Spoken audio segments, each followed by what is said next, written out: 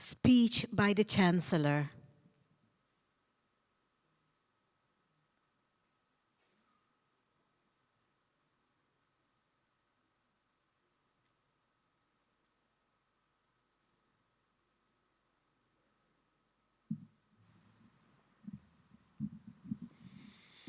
Bismillahirrahmanirrahim.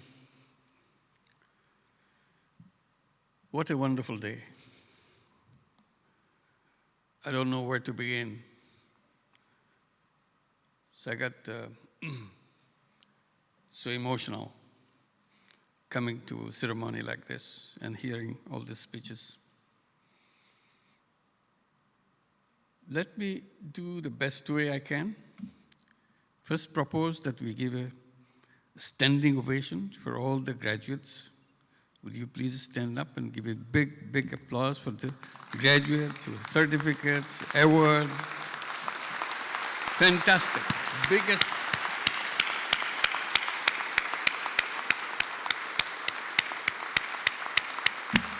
You did wonderful. You go in history because this is not just another convocation ceremony. This is the first convocation ceremony of a very distinguished university. And you'll go in history because you were the first one who came out of it. Nobody can remove it from that position. So you occupy a historical position in this university, and this is an important historical position in your life. And then I propose a standing ovation for all the parents who are here.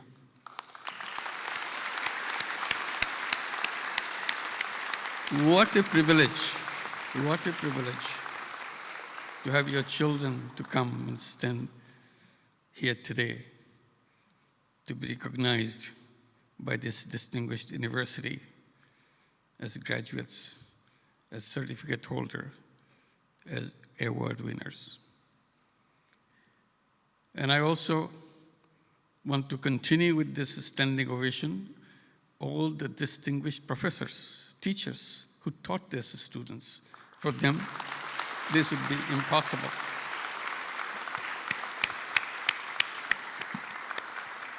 It is their efforts which makes all the difference happen. Everything that you learned is in the book. Today, it makes it more easy because internet provides everything you need to know. You don't have to come to the university. But you see the role of a teacher. Teacher is not just to tell you what page to read, how to see the world, what perspective you want to have, in what context you'll see that. And that's where the role the teachers play.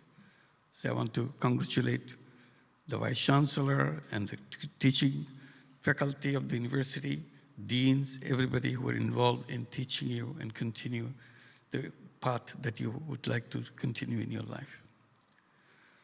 And I have a big, big standing ovation for the founder of this university. It will be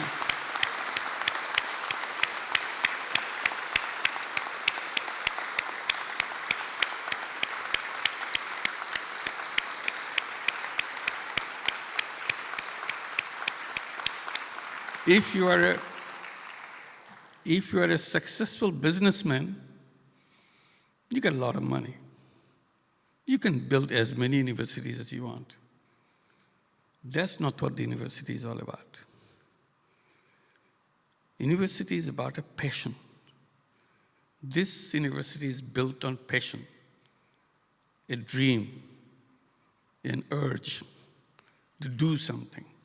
Do something to save us all. Make sure that the world doesn't kind of extinguish itself. It can find a path to go in the direction that the whole world will look forward, seeing where the leadership came from. They will point fingers at the university where all these ideas were born. It doesn't matter where this university is located. Where this is located in the biggest city in the world, richest city in the world, or poorest neighborhood in the world, out of nowhere.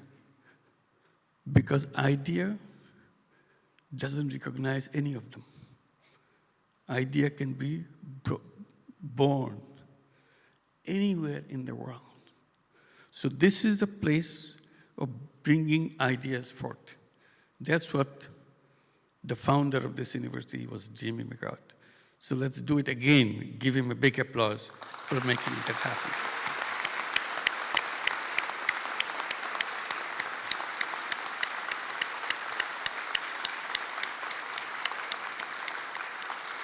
And I wish to thank you while you're still standing, all the distinguished representatives of the embassies and excellencies who are present here, and all the community members, those who are spending time with us today to support this university. Applaud this university to go in the right direction. So let's give a big applause for all the guests who are here and the media who are here. Thank you. Thank you. Thank you. Please take your seat. And also, I would like to thank the people who are behind organizing this convocation. First convocation is always the toughest convocation because you have to bring everything. Once you're the second one, you have lots of things prepared. Now you have to design and all these things. So here, I want to congratulate them for that. How did they get involved with it? Yeah, let's give them an applause. How did they get involved with this, all this? Who knew Syed Mukhtar, who he is? How did he get me to agree to be the chancellor of the university that he's dreaming about? At that time, it was not there. It's very interesting. When you become passionate, you do things in very strange ways. And that's what happens with Syed Mukhtar. He catches me everywhere, wherever I go. He was trying to catch me in Dhaka. I said, I'm not in Dhaka. And so he couldn't come to Dhaka. He said, where you would be? Can you come to Kuala Lumpur? I said, no, I'm going to Jakarta. He said, okay, I'll come to Jakarta. So he chases me to Jakarta to say a few words. I don't know what he wants to talk about. And a series of these kind of talks in one place, another place, another place, always trying to explain what the university that he has in mind. And if you are familiar with Syed Mukhtar, you know how persuasive he can get. And that persuasion got me into it. And finally, I had to say yes. And that's where I am right now. Yeah.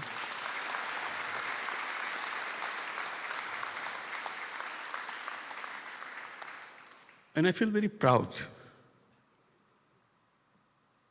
that I accepted that, I agreed to do that. And as the Vice Chancellor was reporting, how many things that I've been trying to explain to the young people, and I'm trying to explain to the world, to the universities, are being adopted into the curriculum of this university, and activities of this university. So what greater thing I could have achieved by not doing not accepting the request Syed Mukhtar was asking me to do. So this I see is not simply a university of the conventional way of doing things. It is to see a new world happening because we are in desperate need for that. Each day is becoming more important than ever. I said this is a historical convocation. For one thing, very simple historical thing I will tell you, everybody is wearing a mask. I don't think ever in the history of this university there will be another convocation that people will be all attending, everybody will be attending with the mask. I hope not anyway. This is historical too. And it is imposed on us. Something that we did, something we didn't do, it happened that way. Here we are. And this is the time when we are just in the path of a third world war. You get to it or miss it, just the way is about in the corner. Every day we talk about it, what's happening. It can explode into anything. For the stupidity of human beings. It's sheer stupidity, nothing else. It has no meaning whatsoever. But we do it very, very easily. Whole world is moved around because somebody wanted to do something, grab something or something, and explain the way whoever wants to do something. So how do we protect us from all these stupidities that we have around us? And then yesterday was a Friday. It's all about news everywhere. I'm sure it's all over Malaysia also. Fridays for Future. Young people demonstrating on the street. That our leaders are talking blah, blah, blah. This is a common word to see, blah, blah, blah. Because the whole world is going to extinct itself in the direction that we are going. But still, nobody pays any attention to it. So where do we go? When does the sense will come to us that we will not self-destruct ourselves? So we are in a self-destructive path. This is the direction we are going. And that makes it all the convergence of all these things. Beginning of possibility of a third world war. In third world war will not be like Second World War. Second World War was devastating. Third World War will be just finish it off. Because once it begins, it will be difficult for anybody to survive. And that's where we are right now. Hopefully, sense will come to the nations, the leaders, and so on, to make it resolve peacefully, and that peace to continue, not to be disturbed again. How do we create a society which protects peace, where peace is built into the system? It's not imposed by United Nations or somebody else. It's a creativity of human beings. We figure it out how to make it happen, that we don't fight with each other for silly things, absolutely silly things. Even for concrete things, even if it's not a silly thing, why do we have to kill each other? Is this the human civilization is all about? So this is where we are right now. At that moment, we are having this convocation. So it's a very significant convocation where we want to go. So universities bring ideas. It's not just passing on what is in the book, hand it over to you. That's not what university is all about. University is about preparing how to build the new world, next world. Are we ready for that? Do we know how to build the new world? Or we are just ready to get a job?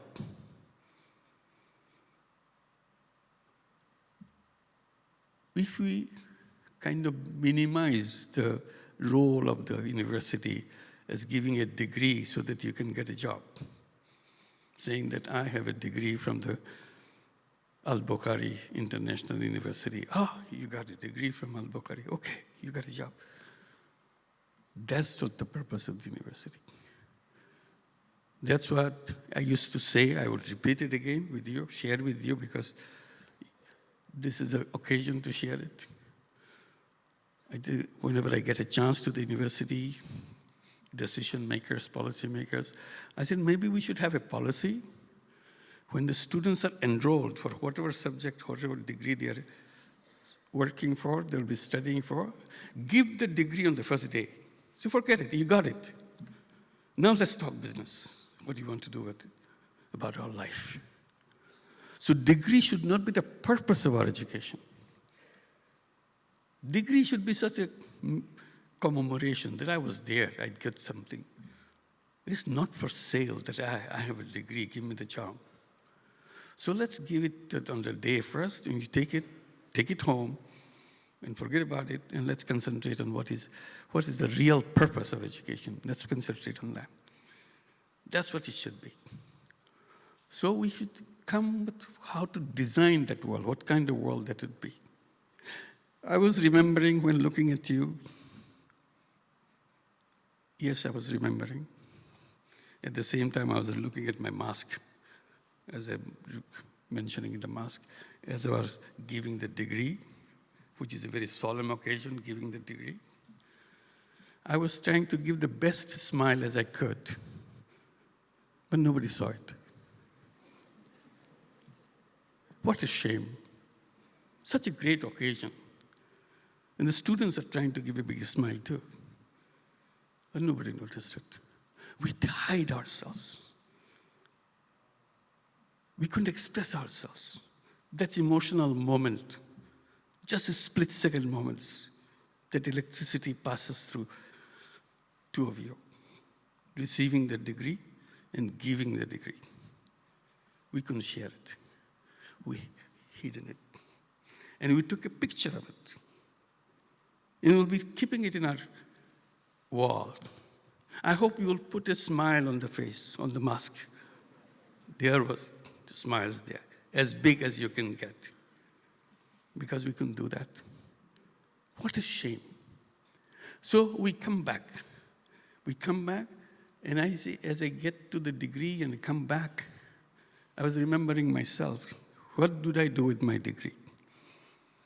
I started teaching. I loved teaching. And I started teaching in the USA immediately because I got a job teaching.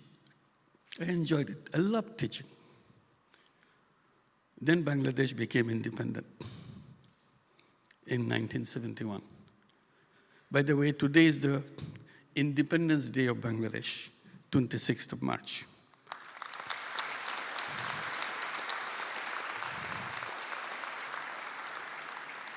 Sorry, I could not participate in our Independence Day back home because I had to rush through the all night to get here. And I'm happy that I'm here. It's more than what I feel.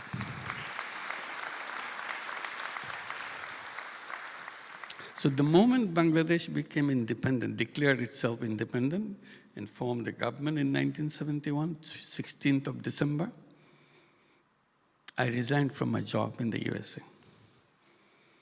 I said, my work is done, finished. I go home. My work is at home, not here. And it didn't take a second to decide that. And immediately I came back home. A war-devastated country. I hope some of you remember the devastations that took place because of that war.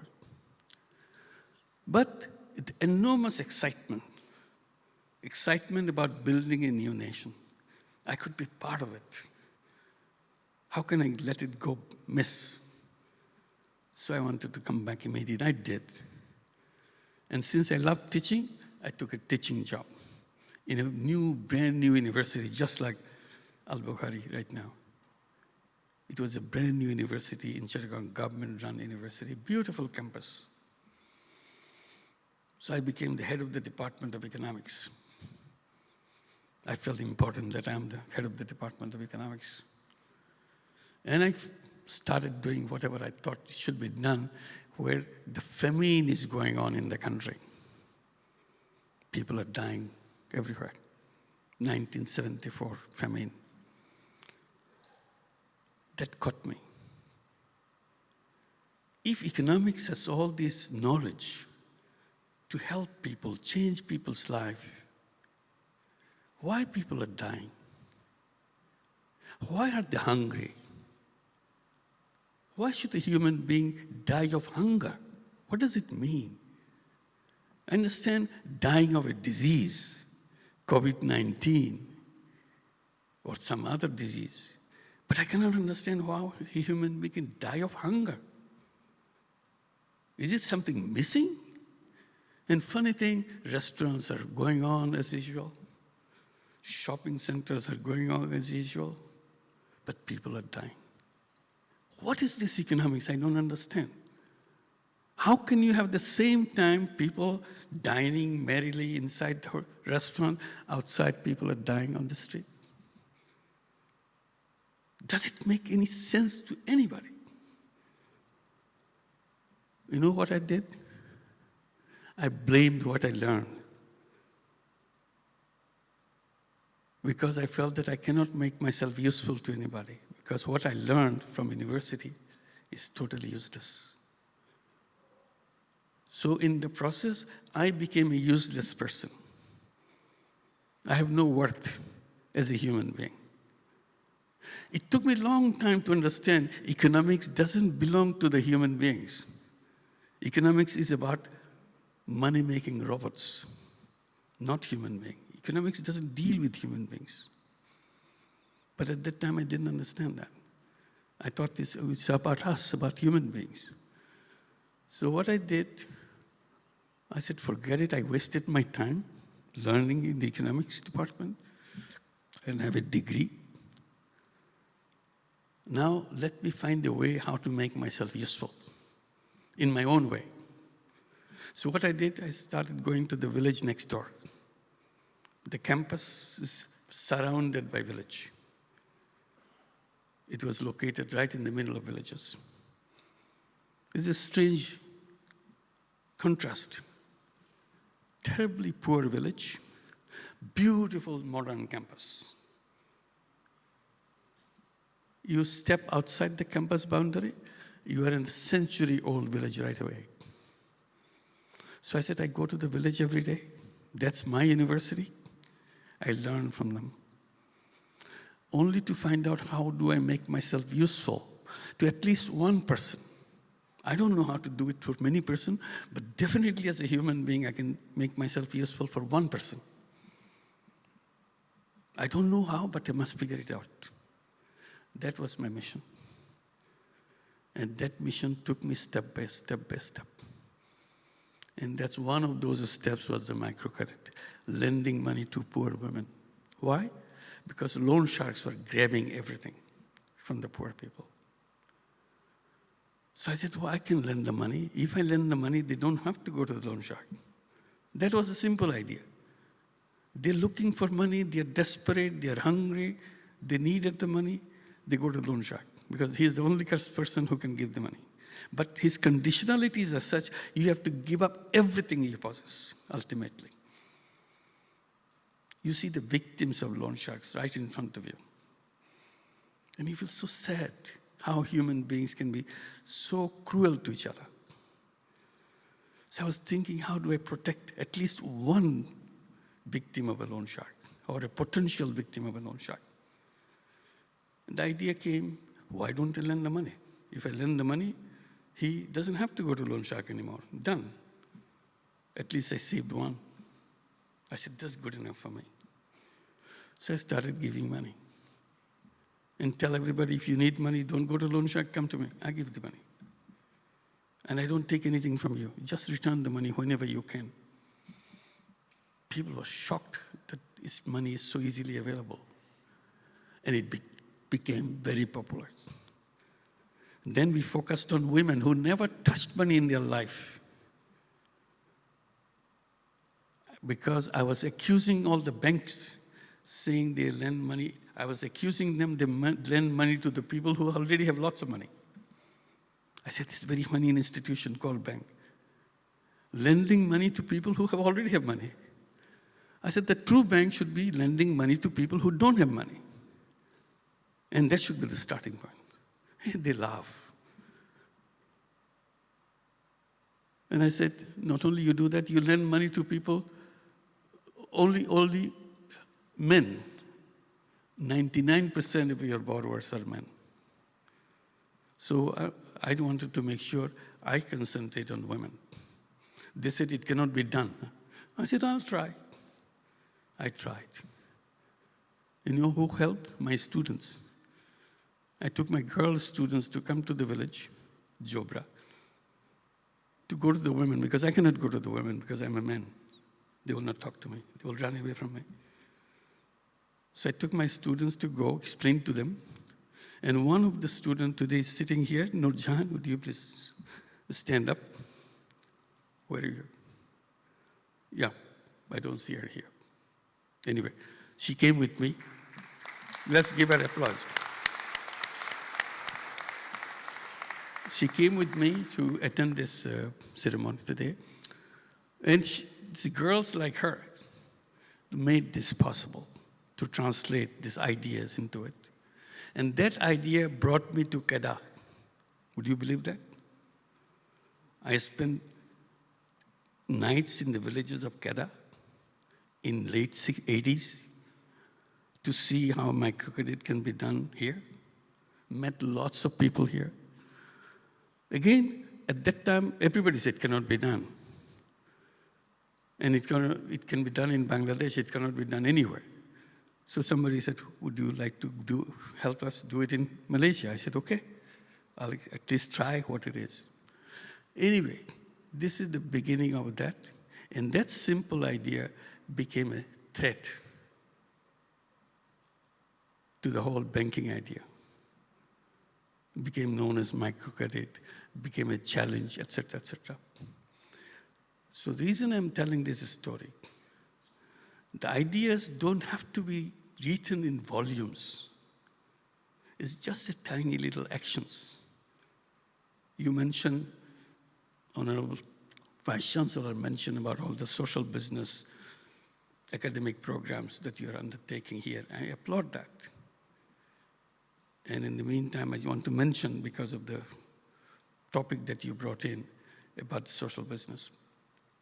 When pandemic came, first year, 2020, in the middle of 2020, I started telling people, look, vaccine will come sooner or later. I don't know when it will come. But we must make sure that vaccine becomes a patent-free vaccine. No intellectual right can be claimed on the vaccine. So we gathered some people, wrote letters to everybody, all the top decision makers of the world, to declare this declare this vaccine, whenever it comes. At that time it was not coming, we don't even know when it will come. Whenever it comes, it should be declared as a patent-free vaccine, so that anybody can produce it. Intellectual property right will not be held on this account. Campaign after campaign continued. Nobody paid attention. Vaccine came, nobody paid attention. Vaccine companies made tons and tons of money selling dollar worth of vaccine in hundreds of dollars per vaccine, and focusing on the 10 countries of the world, 10. They bought not only the needed number of vaccines, multiple number of vaccine per person. Hoarding, vaccine hoarding became the name.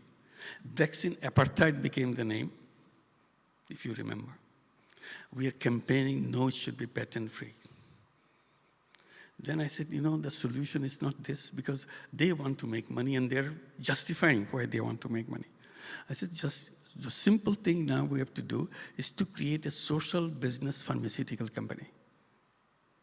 A company which will produce vaccines and medicines, not for making money, but to save people. In a business way, so that you can reuse the money again and again. This is the direction you want to go. And we're still campaigning for that, because they have not changed their mind. So now we are mobilizing people who would be interested to create that social business pharmaceutical company. And we are very strong in organizing that. I hope if you would like to support this initiative, please do support us. Not only just one social business pharmaceutical company, any number. Penny worth of medicine is sold for several dollars just because they have the patent, just because people need it desperately because of life. When millions of people are under threat about their death on the COVID-19, vaccine producers are enjoying how many billions of dollars they're making as profit. They're showing how many billions they made. How many people in the vaccine industry became billionaires during these 2 years? They're gloating over it. I said, what a shame that people die. People's life is measured in terms of their profit. How much profit they can make, risking the life of the millions of people. So here is an example of social business case. We started a eye care hospital in Bangladesh because eye care is a very difficult subject at that time when we began in the remote village as a social business. Our idea is it will gradually cover the cost, including the capital cost, and then we'll invest in another social business, another hospital. So when we built 3 such hospitals, one after another. Now the income of the surplus of these 3 hospitals, now we have the 4th hospital already running just this year, started functioning. We are planning for the next 5 years. We can create 3 more hospitals from the income, additional, the surpluses that are generated by in remote areas. So it's not a fresh money coming from somebody else. It's the money that you generate from your system. Only thing, you are not taking away as your profit. You're just circulating it one after another. So you have a chain of these eye care hospitals. People never thought that eye care would be available in such remote places. It's a high quality eye care service with a very qualified doctors trained up within the system so that they can do that. This is the idea of social business. There's nothing fantastic, nothing complicated about it. It's a very simple idea, how to make that happen. So this is one after another that you can continue doing that, another thing, and pass it on to healthcare, any other direction, renewable energy, and so on. So that's where we come to the 3-0, as Vice Chancellor was mentioning, 3-0 world. And Sophia was mentioning the 3-0 world, creating a world of 3 zeros. And I'm very happy that you incorporated this in your curriculum, and you have created Yunus Center for Social Business to discuss this possibility. Come up with ideas, simple ideas, but transformative, completely doing it completely new. From there, we came to 3-0 clubs. And I was surprised when I saw many of the students of Al-Bukhari International University form their 3-0 clubs. And I was invited to address them. I was very happy to do that. Thank you.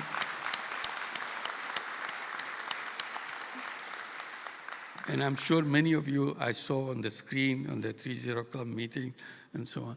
A 3-0 club idea is very simple. 5 young people get together, form an informal club. What is the purpose of the club? It's to become aware, what are these 3 zeros? Why are they needed?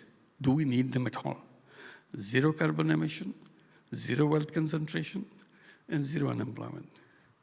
Why is it so important? If you don't do that, we are finished. We are done.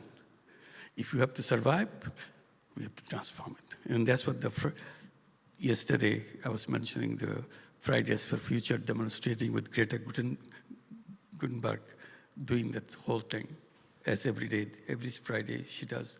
So this is what is coming so close, and we are pushing it away, that someday it will be done. Someday it's not there.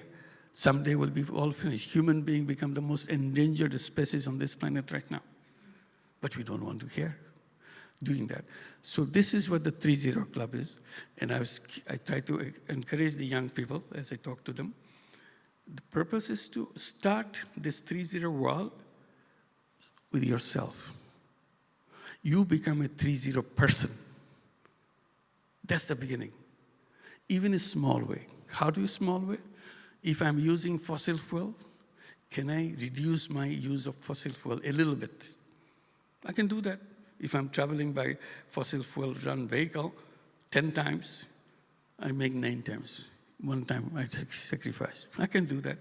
And if I can do 9 times, try 8 times. Try 7 times. I'm contributing to reducing the fossil fuel use. If I'm using plastic, can I reduce it? Ultimately, can I make it to 0? To become a 3-0 person. If I'm using fashion products, can I reduce the use of fashion products? Because this is contributing to global warming. If I'm using 10 different clothes, can I limit myself to 7? Can I limit myself to 5? Can I use it again? It's all possible if you decide, because our fate depends on what I decide. Because if I decide to stop fossil fuel will be stopped. Because nobody is needing fossil fuel, because we all became 3-0 persons. So those are the kind of decisions illustrating that, yes, it is within our reach. We don't have to wait for a government to decide, or United Nations to decide. I decide. It's my life, and I contribute into doing that. So this is the kind of thing, that simple things, simple steps, making that happen.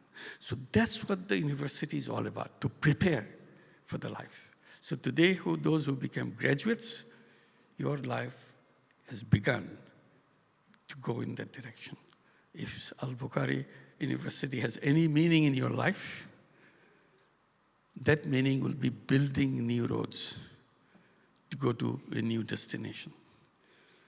If you keep on repeating the old roads, we are doomed. We have no future. So we have to build new roads.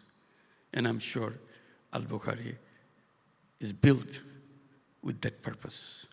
And the founder has that passion in his mind to build those new roads. Thank you very much.